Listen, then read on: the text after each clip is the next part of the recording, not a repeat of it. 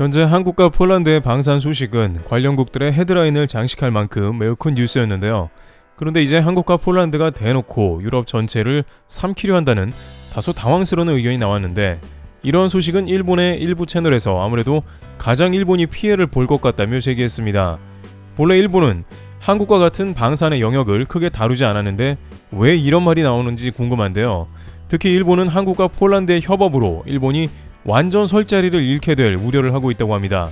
게다가 일본에서는 자신들이 절대 지지 않던 분야에 자존심을 무너뜨린다는 의견도 제기하고 있습니다. 우선 앞서 논의되었듯이 최근 한국과 폴란드 방산협의는 이제 남미에도 전해지고 있습니다. 남미의 매체 등에 따르면 남미에서는 한국 방산의 신규 고객이 대거 생길 것으로 관측하고 있는데, 이 대상이 바로 아르헨티나와 우루과이로 이들은 한국 군사 장비에 관심이 크다는 것입니다. 그 이유는 최근 폴란드가 한국의 장비를 대거 구매 결정을 내린 것이 큰 자극이 되었다는 것입니다. 지금까지 한국 장비는 G7 혹은 군사 강대국에 밀려 다소 구매에 주저하게 되는 면이 있었으나, 지금까지 여러 나라들의 검증을 받아온 데다가 러시아를 코앞에 둔 나토국 폴란드의 결정 때문에 한국 방산 제품의 신뢰도나 인지도가 급상승했고, 이것이 남미에까지 영향을 끼친 것입니다. 게다가 우루과이와 아르헨티나는 친한파 국가로 우루과이는 한국과 방산 교류가 있으며 한국이 군함을 기증하기도 했기 때문에 기본적으로 한국 방산 제품에 대한 관심도가 큰 상황입니다. 아르헨티나는 다소 복잡한데 브라질과 일본의 관계가 좋기 때문에 이에 대항해 한국을 선택했고, IMF를 극복해낸 한국을 자신들의 롤 모델로 여겨 그것을 벗어나고자 하는 노력도 한다는 것입니다. 따라서 우루과이에는 한국의 해양 순찰선 등을 보급할 가능성이 크다는 이야기 등이 나오는데, 최근 중남미의 콜롬비아가 FA50 도입 가능성을 논함에 따라 더 확대되어가는 국면이라는 것입니다.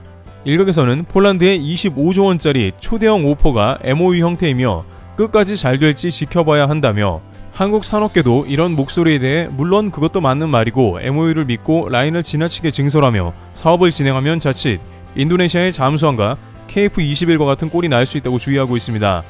그러나 분명한 것은 폴란드 빅 오퍼 뒤의 효과가 적지 않다는 것을 벌써부터 체감하고 있다는 것이죠. 벌써 폴란드 오퍼 뒤에 판버로 에어쇼에는 복수의 공군 관계자들이 FA50 즉석 협의를 벌이기도 했으며, 가격이 저렴하면서도 운용, 정비 비용이 좋은 가성비 한국 방산 제품에 대한 관심이 커진 것입니다. 이제 또한 민주진영에서 중국과 러시아 방산 제품은 점점 배제되어가는 추세이기 때문에 민주진영 중에 가성비 군사 제품으로 한국산이 각광을 받고 있는 면이 등장하고 있는 것입니다. 실제 베트남 매체 VNX에 따르면 한국의 KF-21이 중국 전투기를 제칠 것으로 관측했습니다.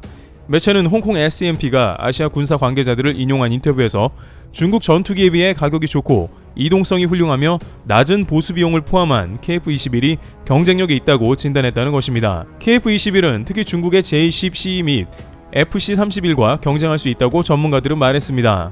중국 소식통들은 KF-21은 여전히 4.5세대 전투기이며 J-20 스텔스와 견줄 수 없다는 주장을 합니다만, KF-21은 파트너들에게 좋은 평가를 받게 된다면 아시아의 판도가 달라질 수 있다고 진단한 것입니다. 안 그래도 민주진영 국가들은 중국산 무기를 꺼리는데 한국이 KF-21을 양산하면 크게 환영받는다는 주장입니다. 이처럼 K방산이 이제 어느 한 포인트를 만나자 전 세계로 폭발적으로 뻗어나가게 된 것인데, 바로 그 분수령이 폴란드 빅딜이 되었으며, 이것으로 한국도 방산 시장의 5위권 도약이 보이는 상황입니다. 그런데 일본에서는 최근 한국이 폴란드에서 결국 일본까지 무너뜨린다는 의견을 제기하는데요.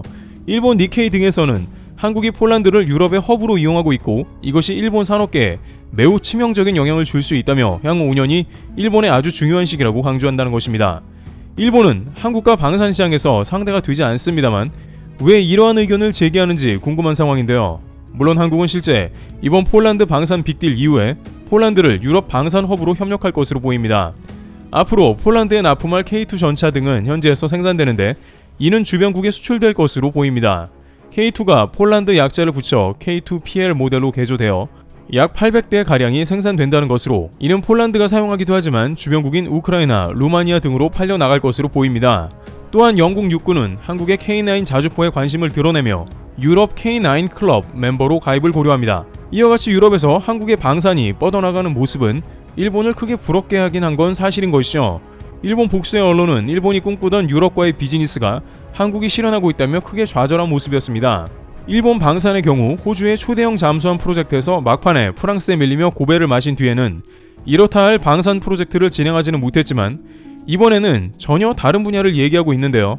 바로 전기차 배터리 분야에서 폴란드가 충격적인 보고서를 내놓으며 일본이 불안했던 것입니다. 최근 폴란드 정부에 따르면 한국산 배터리 양극재 수입이 50%를 초과했다는 소식이 들려온 것입니다.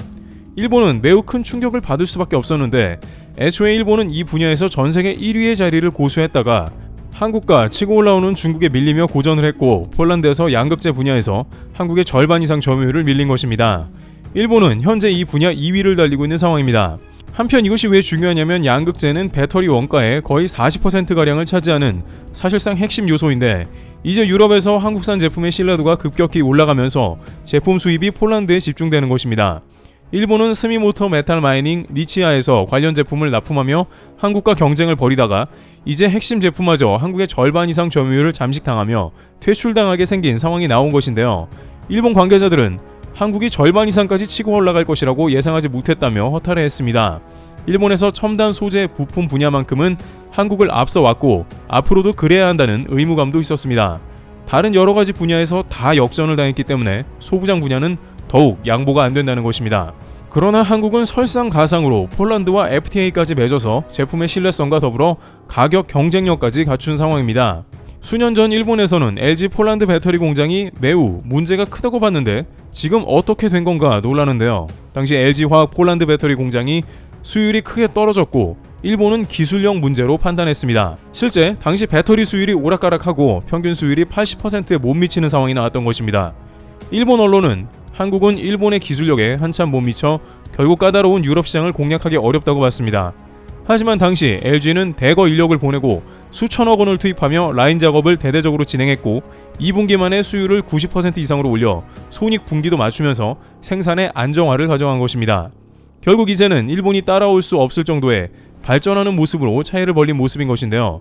최근엔 LG 에너지 솔루션이 폴란드 공장을 통해서 놀라운 비전을 제기한 모습도 보였습니다. LG 에너지 솔루션은 아우디, BMW, 포르쉐 등 독일 유명 자동차 브랜드 고객에 납품하고 있으며 스마트 팩토리 시스템을 통해서 폴란드가 유럽의 최고 배터리 공급 허브가 되고 있다고 공언한 것입니다. 이는 유럽의 약 60%가량 배터리 수요를 충족하며 폴란드 내 신규 고용도 지속할 방침이란 것입니다. 1000명으로 시작한 LG 배터리 공장은 이제 10,000명을 고용하며 10배 이상 규모가 커졌으며 유럽에서 명실상부한 최고의 배터리 공급 회사로 다른 회사들을 압도하고 있는 것으로 판단됩니다. 이와 같이 일본은 배터리 분야에서도 폴란드를 통해 한국이 뻗어나가는 모습을 지켜보고 있습니다. 일본에서는 한국은 방산 분야도 날아가고 있는데 배터리마저 대책이 없다며 망연자실하는 국면입니다. 트래블튜브였습니다. 감사합니다.